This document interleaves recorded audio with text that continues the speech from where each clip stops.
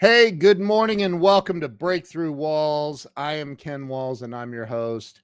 And today I have the CEO of Little Giant Ladder Company. I think that's how you say it. It's Little Giant. I mean, everybody knows who that is. So listen, do me a favor and share this out. If you're watching on YouTube, make sure you share this out.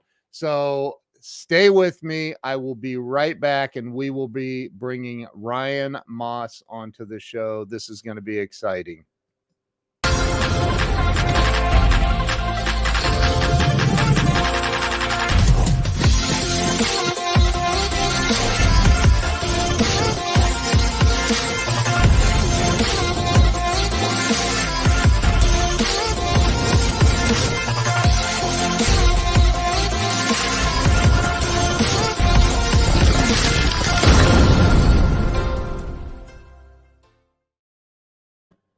And we are back. Let me bring Ryan on. Ryan, welcome to the show.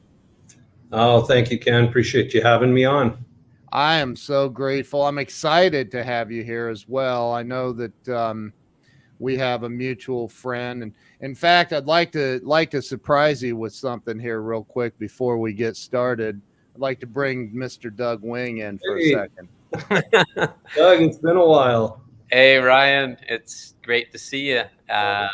Good to see you. This is your show. I just wanted to pop on and say hi and congratulate you and everyone else at Little Giant for what's going on there. I've heard things are just crazy busy there, and it's great to see you. Well, good to see you, and thank you, Doug. Yeah. Catch up. So my question is one of my questions before I go, because I want to watch the show. Do you want me to send you? The book is out, and I've read it. Okay, but I'm sending you a hard copy, and it will be signed. So I'll just mail it to you. Great, thank you. All right, take care, Ryan. This is your show. I just wanted to say hi and congratulations on everything over there. I love everybody there. So thank you, and good to see you. Take care. Yeah, take care. Bye. See you, Doug. See you guys. You have to click. You know what to do. Click leave studio. Listen, I'm so untechnical savvy. See you guys. Bye. See it. He's so funny. Oh my gosh. So I talked to Doug. I said, dude, come on, say hi real quick. So Ryan, I did start the show about 4 years ago. And it literally is to help people get unstuck in life, because I think that people go through stuff and they don't have a ladder to climb over that wall, or they don't, they just can't get through it. So that's what this is about. So why don't you start with telling everybody a little bit about you, like where you were born and raised?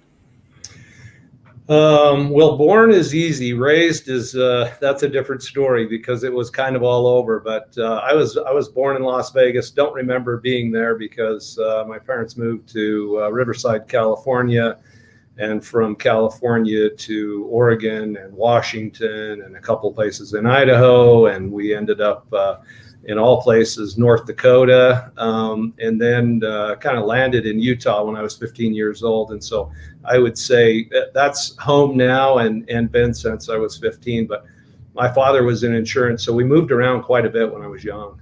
Wow. So he was like insurance sales? Yes. Okay. Yeah. Life and disability. And wow. So he would open territories. And so we kind of moved around quite a bit. Wow. So you, I'm assuming then that you finished high school in Utah then? Yep. Okay. Yes, I did. Springville High, and finished up there. And did you end up going to college? Not a day.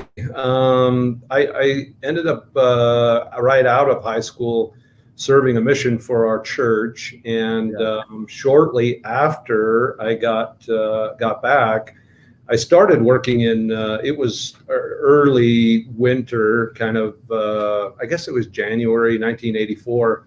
I started working in construction. Back then, winters were more severe than they are now, and so you would work a day and not a day because of weather and that kind of thing. And I had a friend that was working at Little Giant Ladders, And he said, hey, this is indoors and 4 days a week. And I thought, okay, great. I'll just do that until I figure out what I'm going to do with my life. Yeah. And now April 1st will be 38 years later that I still haven't figured out what I'm going to do with my life. So here I am. Oh my gosh, I can so relate to that statement. So but you got into construction. How long were you in construction before you, I mean, inevitably you made the leap and started working at Little Giant, but what was in between, and what was the time frame? Really, it was only a couple of months. Like I say, it was winter time, and because it was so sporadic, the work that I was ready to go to work every day, but because of weather, it was just really sporadic. And so only a couple of months in construction, and then started in manufacturing at Little Giant 38 years ago. Jeez. Wow. Well, Brian Sharp said I was using my Little Giant this morning. Amazing product. It really is. I owned 2 Little Giant ladders before I ever even knew Doug Wing. And so I think I bought them on the QVC infomercial, or I bought one of them at least from that. So you started working at Little Giant. Now, and you mentioned like the mission that you served and all that. An interesting question that it's gonna come completely out of left field. You're gonna be like, what? Have you ever had a gun pulled on you? I actually have. I don't know why that question came up, but I have. As part of the mission, you go door to door, and I went to St. Louis, Missouri, for my mission. And so one evening, there was a gentleman that opened up the door just a little bit, and I kind of stuck my head around to say, who we were and why we were there. And I felt a shotgun right up underneath my chin like this. And the gentleman said, get off my step. And we kindly backed away and moved on. So oh my yes, gosh. I did, not only one pulled on me, but stuck right up underneath my jaw. That would build character. I mean, that's crazy. Wow. That's one of the ones you don't write home and tell mom about. Yeah. Well, I think you know who the little birdie is that told me that story. Yeah. But I think it's impressive to me that you've been with the same company for 38 years. And you started work. Is it called an assembly line? I don't know. Is that what it's called? Yeah, sure. Manufacturing, production, assembly. Yeah. So when you started there 38 years ago, did you have your eyes set on the role and title of CEO? Truthfully, I never thought that I would be able to become the CEO, but I did have my sights set on becoming the president. I figured it being a family-run business and a couple of sons in the business that CEO might not be in the cards for me, but I did have aspirations to move up within the company. That's awesome. And what are some of the things that you feel like you did as an employee of the company to position yourself to be, because there's hundreds of employees there, right? So what did you do to separate yourself to stand out? Well, I think one of the things that my parents blessed me with was the knowledge and the experience of hard work.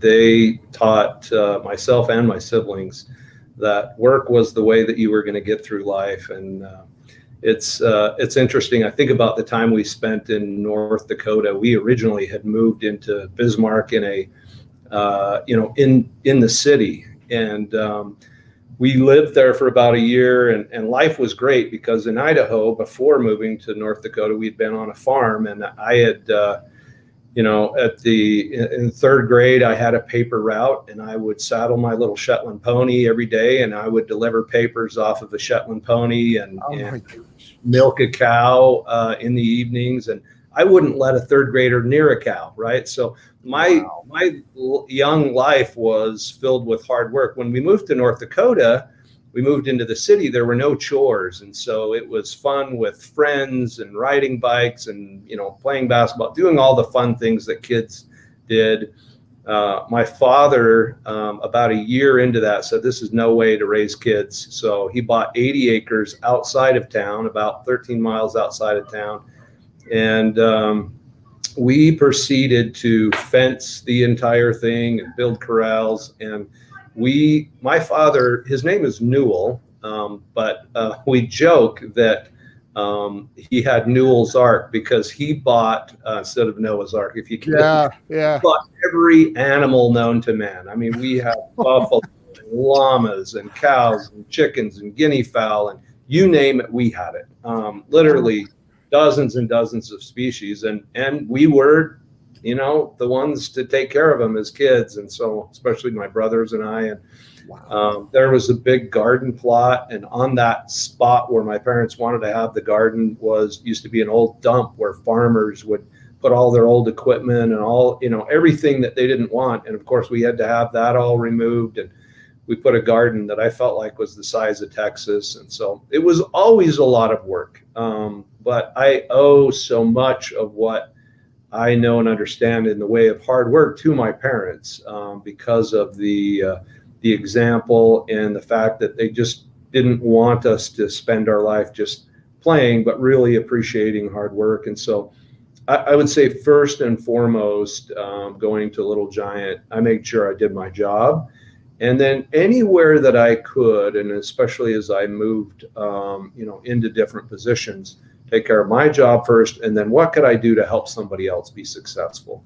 Yeah. And I really feel like that was a part of my success, is do more than what was required of me. Yeah. And I kind of even hate to say my success, because the success of me really has nothing to do with me. It's the team that's around me, and wonderful people that do, all of the things that are required to really make a company successful. And so I'm just a piece of that entire team that really makes it all happen. But I think between really trying to help others be successful, and then one other thing, Doug's father, Hal, was my friend and mentor, and we got really, really close over the years. I made it a point to understand what he wanted out of the business. And I made it a point to understand him, to really get to where I knew what he was thinking, and making sure that we were kind of heading towards that, what he had ultimately would want.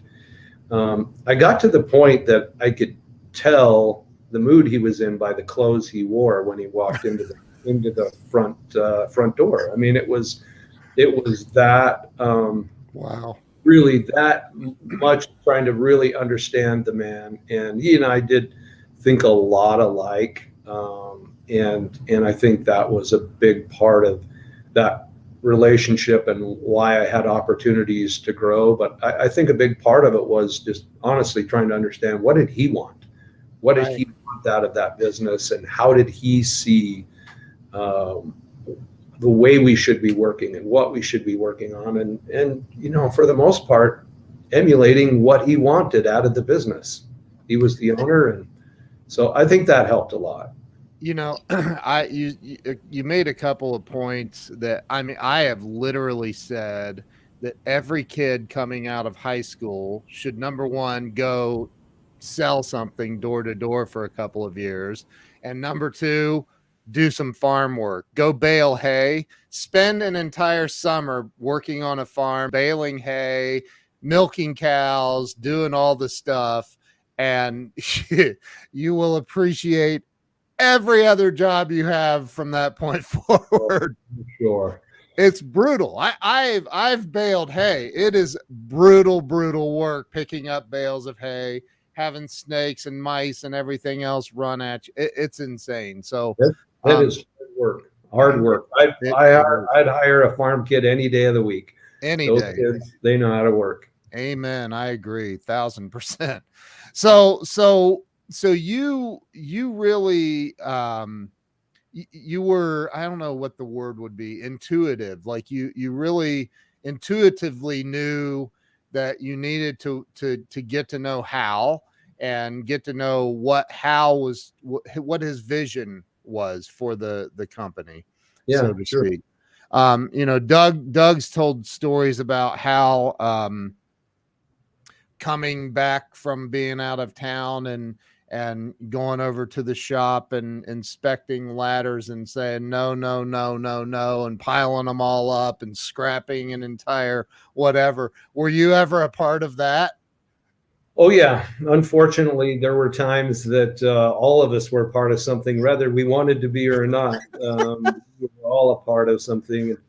Hal, I love him. He was a good man, but very, very driven, and he had this insatiable appetite for cleanliness, for order, for organization, for productivity. And if it wasn't quite right, you found out. And there were a few times that I was let know in no uncertain terms that things were going to be a different way. And we kind of all experienced that. Those of us that kind of grew up in the business, so to speak. But in the end, what he was trying to accomplish was right. He might have been a little zealous at times in the whole thing, but it was right. Yeah, sure. So, yeah. Yeah. So when you, I mean, did you, like, I'm sure there's ranks that you had to move up through. You didn't go from manufacturing directly to CEO. I'm assuming. I could be wrong. No, I moved from manufacturing. I actually had the opportunity to become the shop foreman after only 2 years in the company, which was really quite frightening because I was young at the time. I would have been 23 years old. Wow. And so I was young. A lot of the people that were then going to report to me were more than double my age, had been with the company longer.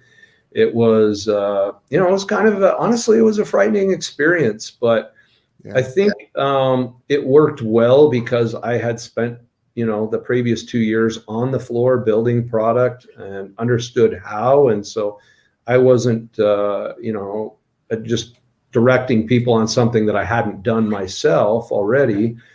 And also the team knew that I was willing to do anything that I was asking of them. And so we worked together well, but I had an opportunity to be the shop foreman for a number of years, a plant manager for a number of years, vice president of manufacturing, chief operations officer. And 2008, I was given the opportunity to lead the company as the CEO. That's so incredible, man. And so I do know, obviously, I have a little bit of an upper hand on anyone else that would interview you. I have some inside info, but I know that you do you own or you developed multiple patents for a variety of different things that have to do with ladders and other things, correct? That's right. Yeah. So what are some of the, I love creativity. I'm absolutely in love with the people that get really creative with stuff. So what are some of the things that you've done to improve Little Giant ladders? Because there's no other ladder like it in the world. We know that. Well, and you're right. And most people kind of know us for the aluminum articulating ladder. It's probably the one you have. Yep. But, we are so much more than that. Right. If I could, I would maybe take you back to a transition in the company. But maybe what I ought to do is even go back just a little further to kind of set up how we got to really innovating and creating new products. Back around 2002, there was a group of us in our conference room, and we were having a meeting, and somebody came into the conference room and laid out a USA Today newspaper. Full page ad inside of that newspaper was an ad for an identical replica of the Little Giant ladder. This is the first time we've seen a copy of our product. Oh. Still had two years left on the patents. The product said it was available at Home Depot, and it was exactly half the price of what we sold that product for. Wow. It was coming out of China. Ours was made in America at the time, and it was a gut shot.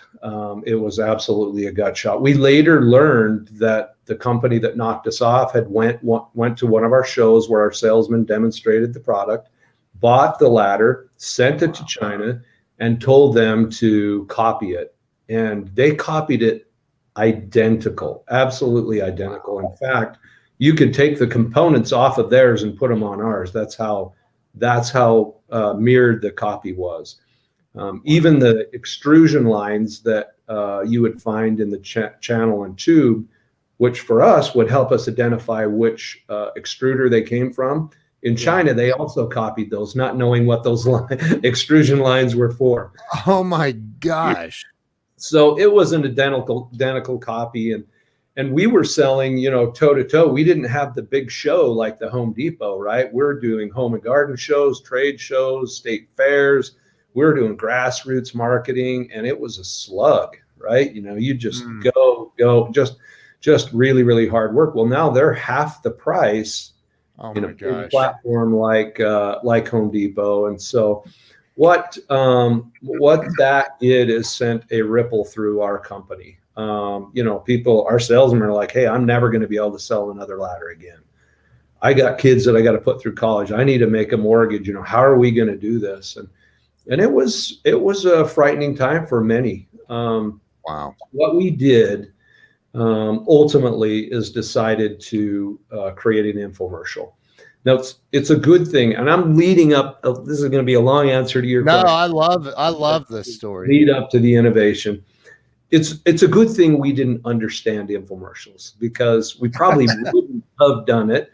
To put it in context, usually one infomercial out of 100 works.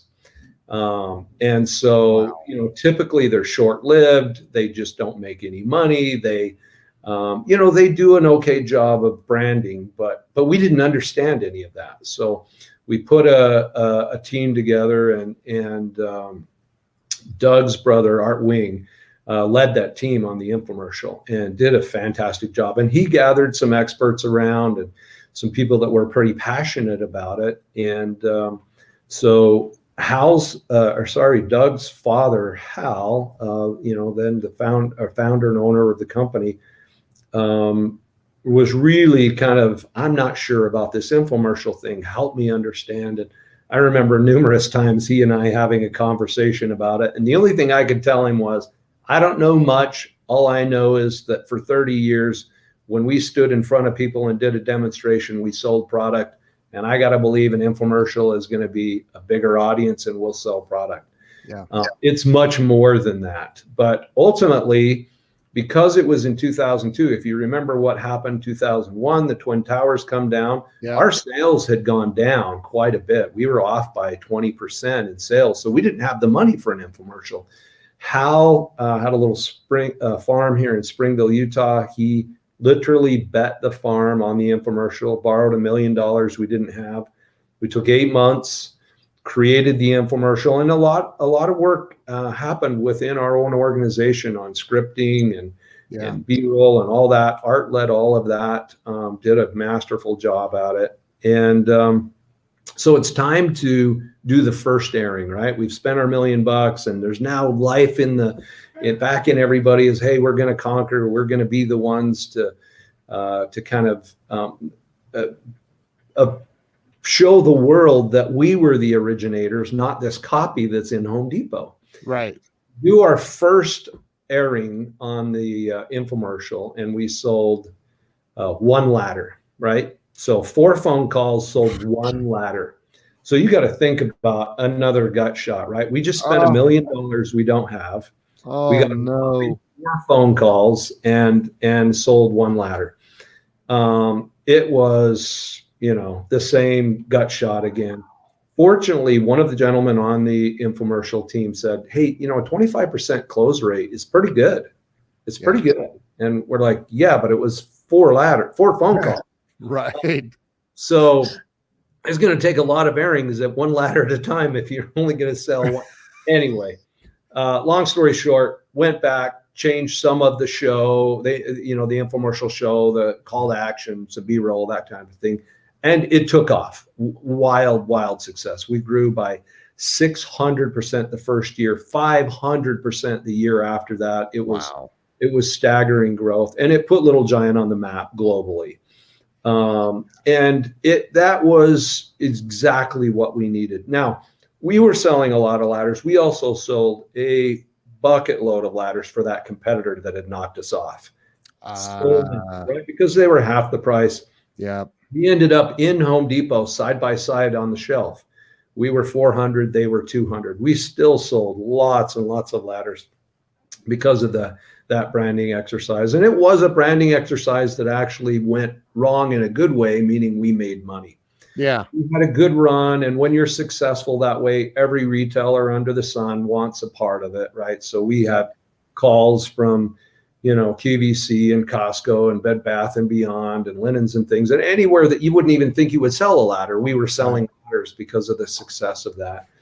But as you know, what goes up must come down. And so eventually, you kind of get the other side of that. And we'd taken many years of sales and compressed them into this big bell curve, right? So we had this massive growth.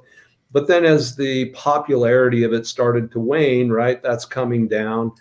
And so we kind of lost the infomercial sale, lost the retailer, and then 2008 happened, and we lost the general contractor.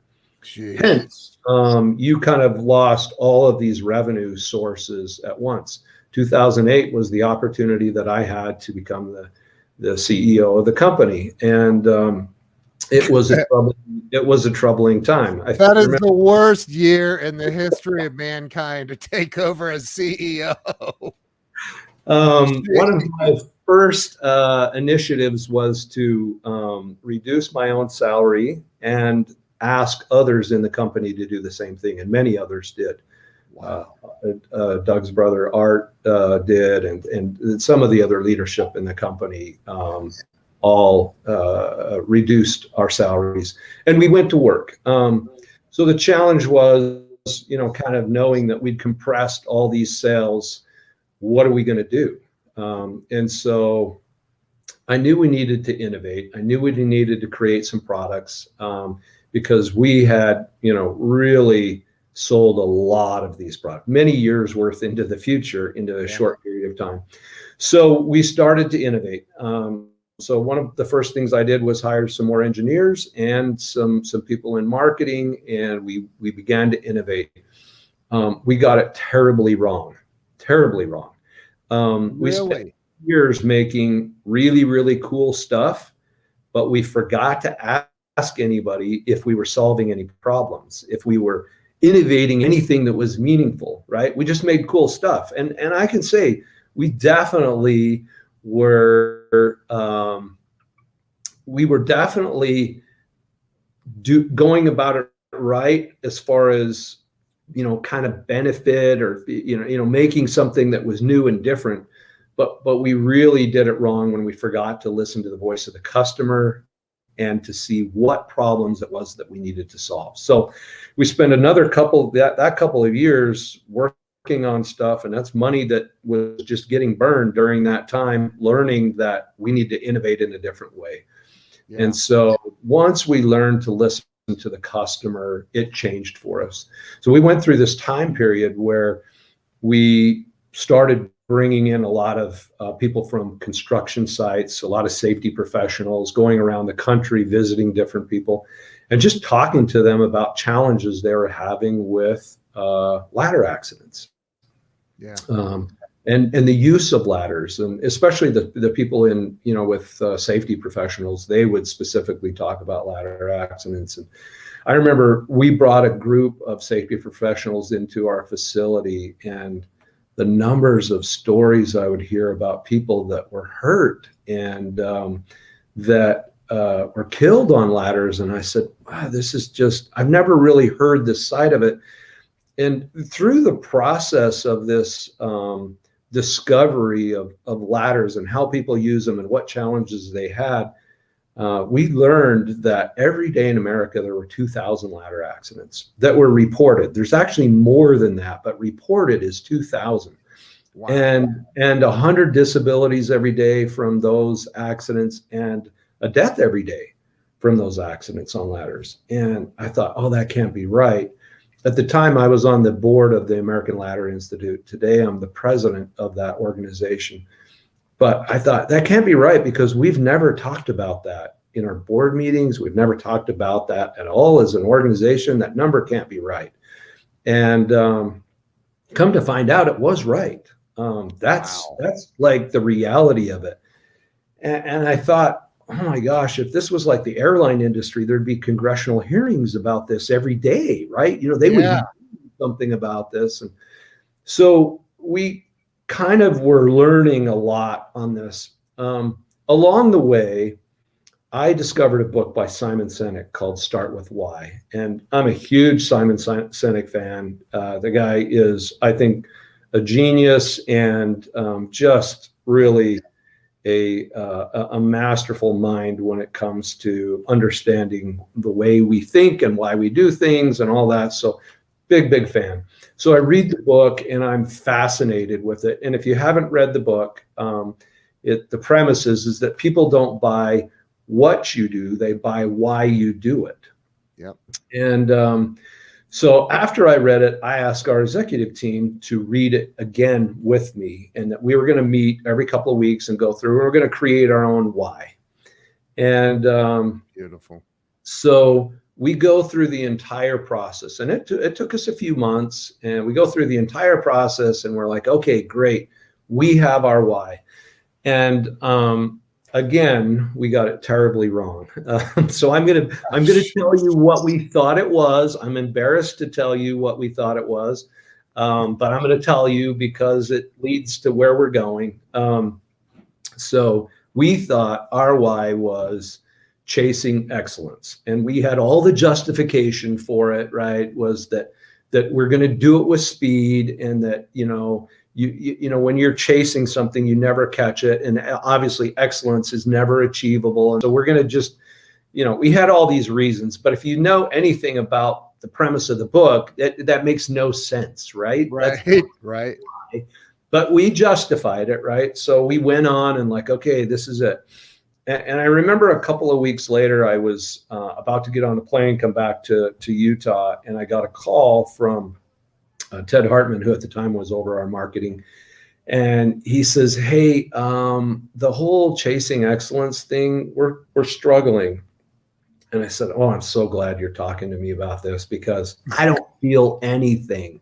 I feel like if you have a why, a reason to get out of bed, you should feel like there's something to it. And so we both agreed, all right, this can't be right. So I came back and I said, guys, can we do the exercise again? So we read the book again. We go through the whole exercise. And it was during this time that we had been listening to all these safety professionals and listening to the voice of the customer, and we learn about the ladder accidents. And we hit it at the second time going through the book, preventing injuries and saving lives. That's what we do. We've always made better products. And so our why is to prevent injuries and save lives through better climbing equipment. And so it completely invigorated almost 40-year-old company at that time, right? Completely invigorated us, because now it was not make a ladder, sell a ladder. It was, well, what if we could get the one person home tonight that wouldn't have normally came home tonight? Like, he would never know, and we'll never know, because we did our job right? He will come home and he could go play soccer with his kids, or a piano recital, or a date with his wife, or whatever. But wouldn't that be the better reason to come to work? And so it totally invigorated us, but also made decision-making very, very easy. Anybody that had an idea, a new product, or any idea, we just asked the question, will that lead to preventing an injury and saving a life? Wow. If it's yes, okay, let's do it. If it's no, let's move on, right? So it really was invigorating for our company, and it helped us totally changed the way we were innovating, what we were innovating, and why we were doing it. So there's 5 leading causes of ladder accidents, and so we just address those. And so to wrap up, here's my long answer to your question about. No, I love it. I love it. So we kind of really had to understand, well, why do people get hurt on ladders? And most of the time it's because they're trying to hurry, right? And we've all done this. We're standing too high on the ladder, or we're overreaching, or we're on the wrong ladder, all of those things because we're trying to be productive. So we have to create a balance between safety and productivity, because people are usually unsafe when they're trying to be more productive. But we address that through all of our product innovation. And if you were to go to our website today, you'd be like, oh my word, I had no idea Little Giant made all of these different products. And to look at the innovation, and it's all fueled by our insatiable desire to get people home safe at night. And it just made it easy on what to innovate, because let's help the user, be protected from themselves, right? Let's address the ways that they're hurting themselves. So, if you go back though to the infomercial, what year was that? So we launched the infomercial in 2003. Okay. That's right. So if you think about, because I've seen it, I know I've seen it probably dozens of times, but there's not a lot of talk about the safety part, is there? No. It's the look how cool this is. Maybe in a roundabout way, we talk about strength and versatility, but not necessarily the discussion about safety. Sure. That came later. Safety's hard to sell, actually. It's not very sexy and people don't want to talk about it, but we use it to rationalize purchases. All of us talk about disc brakes on our vehicles, but that's not why we buy them, right? We buy the vehicle because we think we're going to look cool in it, right? Right. But we rationalize it with, airbags and disc brakes or whatever it is. Yeah. What was the light bulb moment? I mean, you talked about getting the phone call when you were getting ready to board the aircraft, and your marketing guy saying this is not, and you're like, I'm not feeling it either. But then you came back and you're like, what I find interesting is your entire executive team, including you, went through the book, you studied it together, and you decided to go back to the same book that misled you the first time. I'm kidding. It wasn't the book, but it wasn't the book. No, I know. But you went back to that, and so where was the moment? What was there a moment where it's like somebody flipped the lights on? You're like, this is it. I really feel like it was part of that collaborative discussion. One of those chapters we're reading in the book, and we're getting close to really kind of discussing why, what is it that we really do, and what is it that we're proud of, and what we had recently learned about these ladder accidents. And it just was kind of a collaboration of us all realizing, no, we've always made a better product. We've always made a safer product. We realized at that time we kind of had a one-trick pony. It was that articulating ladder. And we realized, looking back, that in a way we had always done that with that product. These ladder accidents weren't really happening on our product. We had very, very few claims on those. And we looked at, well, why is that? And it was because it was overbuilt, because it was strong, because it was versatile and gave people the ability to get into a staircase and not do it in a tricky way, do it in a way that you should, right? And so that versatility and strength and all that it had already been in us, and we didn't realize it because it was just a part of what we grew up with, and we didn't realize what we had. Wow. That's incredible. Brian Sharp is on here. He said he had a ladder accident, and that's the main reason he bought a Little Giant. So, and I know a lot of people, I've heard that. I'm sure you've heard it far more than I have, but I think that it's interesting that you say, and take Little Giant and ladders and all of that out of the equation, and go back to the Simon Sinek thing where you said finding your why. So if it's a dentist, a chiropractor, an attorney, a plumber, it doesn't matter what business it is. You're saying that if you have a strong enough why, you can become extremely successful. Is that? I 100% believe it. And you joked a little bit about, going back to the same book. It was us that got it wrong. Simon nails it in there masterfully and uses some great examples in there. But I will tell you, a number of people, because I've shared this, in some public speaking and whatnot before, and people have come up and, they talk about wanting to go through that process of discovering their why or how they've maybe tried. And this is the one thing that I can tell you, it's incredibly difficult. And I think that's why a lot of companies don't have a why. It's not something that you're going to sit down in an afternoon and you're going to just pull one out of the air and it's like, yeah, that's it. That's why we get out of bed. And that, this is something that you really have to think hard about. What do you believe inside of you, and what could really motivate you to jump out of bed and say, I'm going to go do that today because I'm excited about it. It's not, for us, ladders and the like, because our product line continues to expand, they're just vehicles to help get people home safely at night, right? That's really what we're doing. The others are just the vehicle to do it. Your show, for example, and what you do in this Breakthrough Walls, you have a why. You've maybe never articulated it. Maybe you have. But I know there's one in there that would either change your show or it would stay exactly the same if you already articulated it, or if you went through that process and you said, no, why do I really have this show on? What is this podcast supposed to do for anybody? It would either continue to drive what you're doing right now, or it would veer you off to something that would, no matter what it is, right? Any company can create it. You just have to know it's not going to be overnight, and it will take genuine effort to get to one that here's how you know if you've nailed it. In my opinion, you feel it. You don't have to justify it. If you have to justify it, you didn't get it.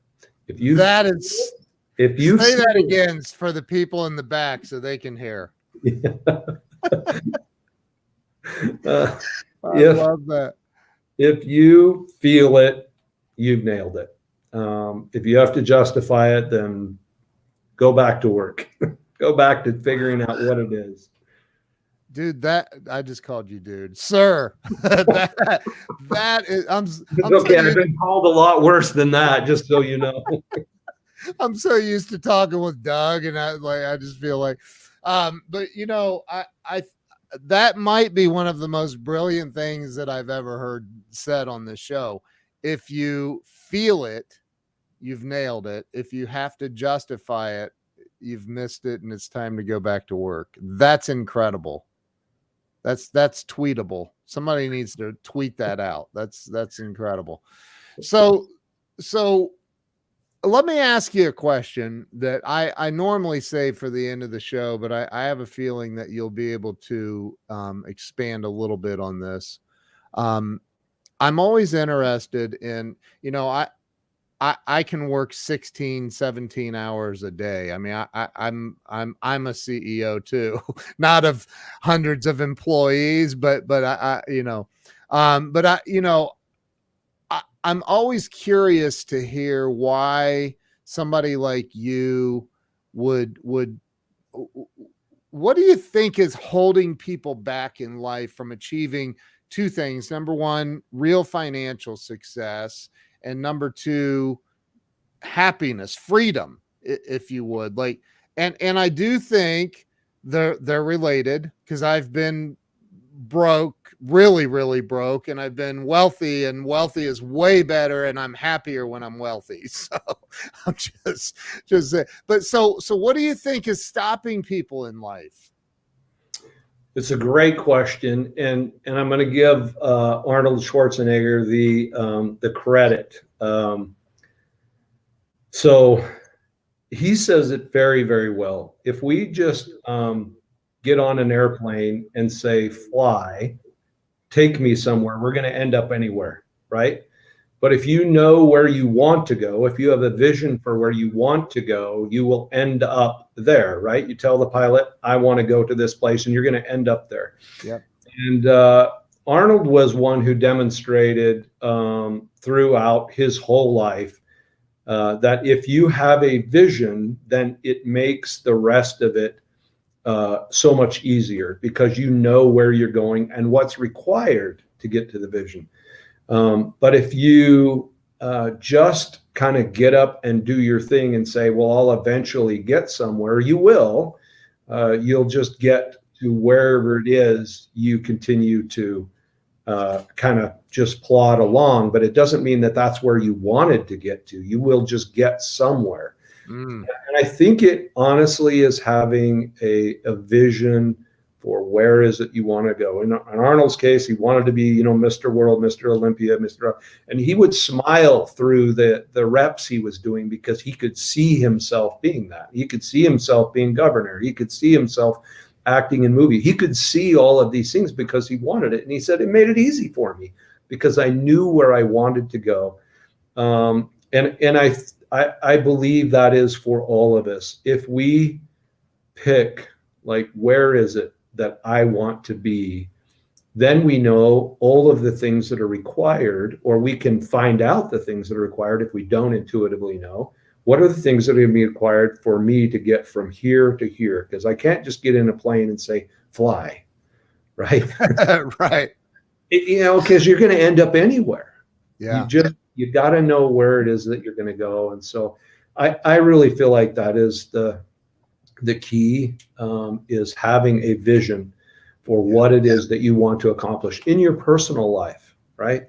If I want to lose 20 pounds, right, and my vision is to look a certain way, and now I have to put all the pieces together and know I got to change my diet, I got to do some exercise, I need to sleep better, all these things.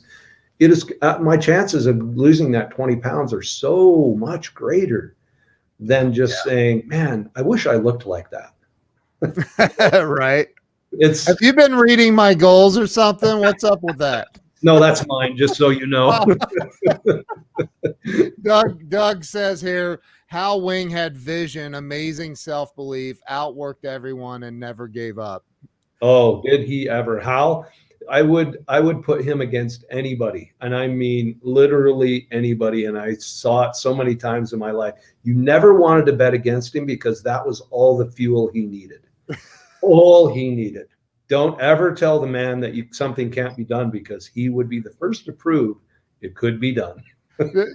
I've heard so many stories about him riding a dirt bike, wheelies, crashing into the Little Giant building and knocking himself out, and on and on and on. It's unbelievable. Man lived life to the fullest. Here's the thing. Well, I could take out one instant in my life. But all the rest of my near-death experiences were with Hal. In a car, in a boat, on a motorcycle, on a snowmobile. I mean, all of them were with Hal. Oh my gosh. Many times I cringe and get, the hair on the back of my neck when I think about some of these experiences, because it was always on the edge, life on the edge. It was, He lived life to the fullest. Well, and that's an example for I think everyone, because, at the end of the day, none of us get out of here alive. That is so true. I said the other day to somebody, I said, are you really living, or are you just trying not to die? That reminds me of one of the things Hal used to say is there's a lot worse things in life than dying.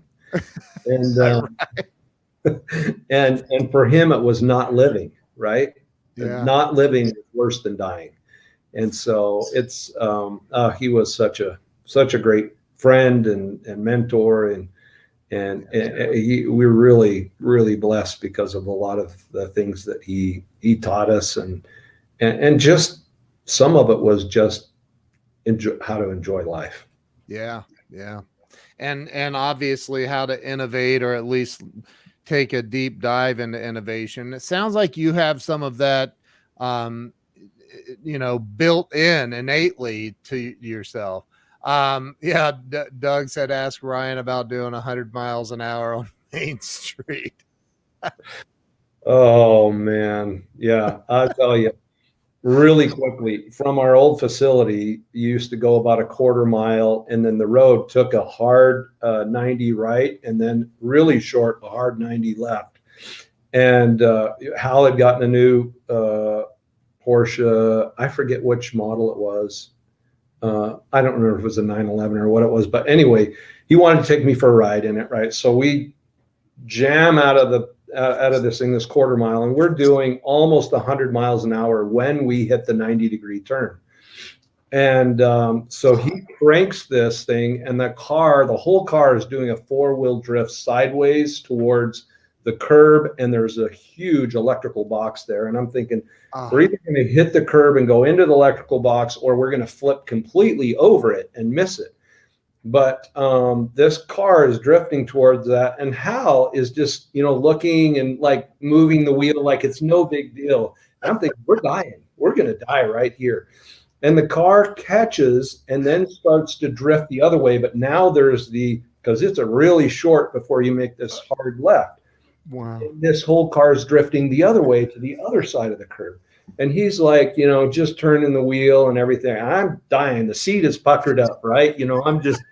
I'm dying because we're going to die here. And he actually was no big deal at all. Oh, Finally, the car catches and away we go. And oh my gosh. But yeah, I could tell you hundreds of stories like that. It's amazing that we're alive to talk about it. I can't even imagine. Did you yell? Oh, yes. Are you trying to kill me? What are you doing? Yeah. Let me out now. That is so funny. So, and I want to finish with this with you. I'm sure that in your 38 years, 38 total, right? Yes, 38. That you have seen good people. Doug says, if you showed fear, he went faster. That's true. Oh my gosh.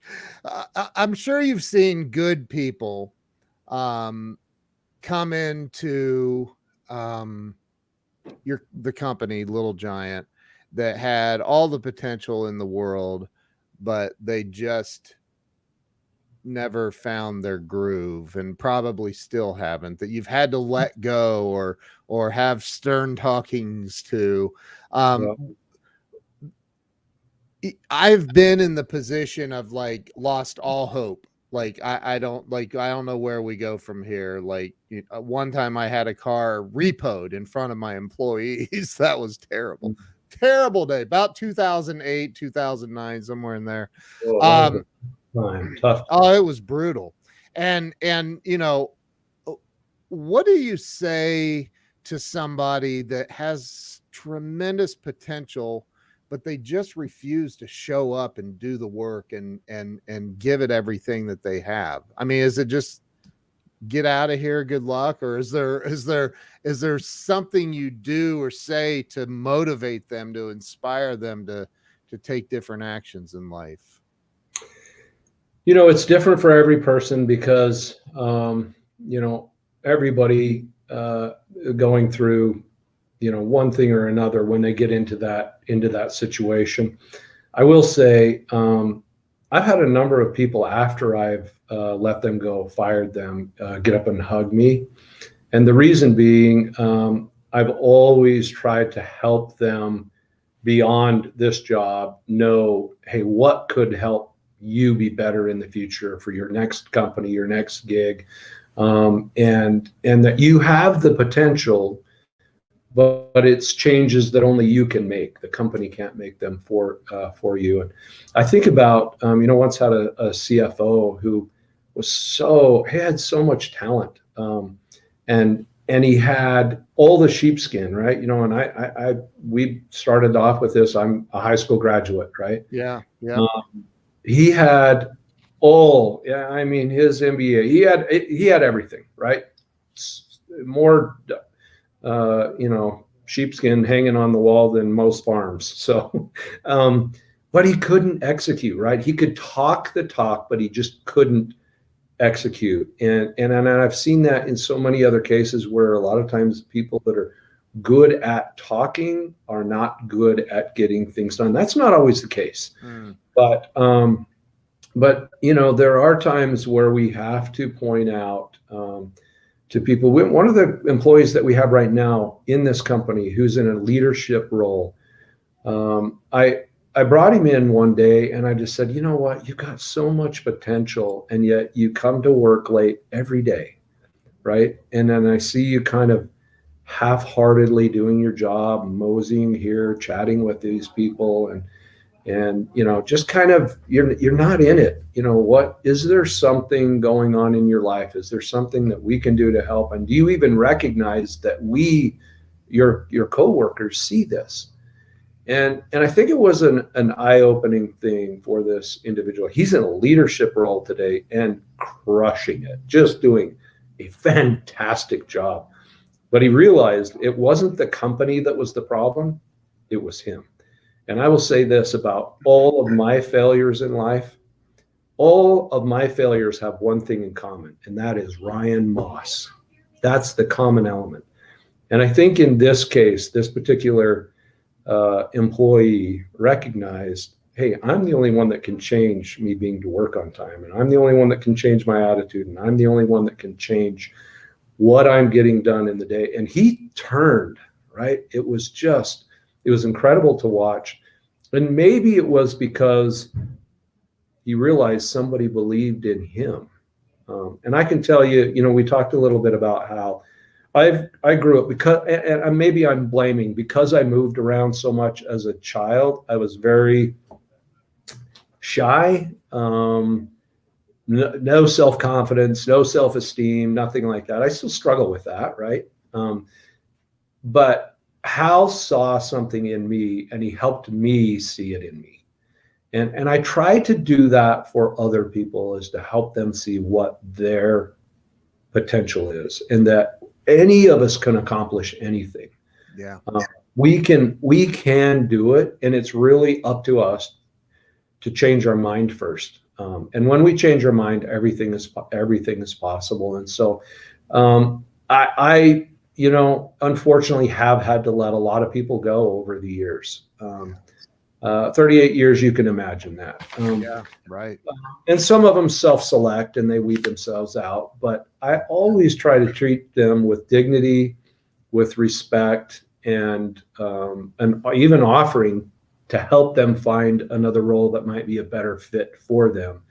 But to help them understand that they really have the potential to be successful, have the potential to accomplish all of their dreams and do what they want to do. But it really has to start with them. It's their opportunity to make of themselves what they want to become. Absolutely amazing answer. I can remember, to your point, I had I don't know if you know who Brian Tracy is, but yes, I had Brian on the show about a month or so ago, and he made a statement that I'll never forget. That he said, we were talking about something similar, and he said, when I took responsibility for everything in my life changed. He said, the moment that we take responsibility, personal responsibility for everything, that's the moment that we go from being a child to an adult. And I was like, that's mind blowing, because he's right. I mean, it's so easy to blame the company, blame Ryan, blame the Wing family, blame anybody but you, right? Yeah. That's the easy way out. It's amazing. Well, Yeah. for sure. I think, that's kind of that victim mentality that maybe is spreading too much in our country. My wife and I were talking about that the other night, of how prevalent that is, and that we always want to look for a place to point, and we forget about the fingers that are pointing back to us when we're doing that. We're not victims unless we choose to be victims. Amen. Amen. Amen. And amen. Ryan Moss, the leader of one of the top ladder companies on planet Earth. I'm so grateful that you invested time and wisdom with me and the audience, and thank you so much. I really appreciate you coming on and sharing your story and just a little bit of your wisdom. It's incredible. So thank you so much. I really appreciate it. Ken, it's been a privilege, and thank you to your audience for enduring this. I asked my assistant, now why am I doing this? And I said he like talks to famous people. I'm nobody, so You're not nobody. honored to be here, and certainly don't measure up to the others that you've had on this show. But thank you for the opportunity. In my opinion, you measure up definitely, like against anybody. So thank you. I appreciate it. And thank you to everybody who's watched and shared this out. If you haven't shared this out, you can still, there's time to redeem yourself and go ahead and share this out. And because there's a lot of nuggets of wisdom that we just experienced. So Ryan Moss, thank you so much. I appreciate you, and we will see you all later. I'm going to end the live stream now, but stay with me, Ryan, if you would, and we'll see you guys later. Have a great day. Thank you.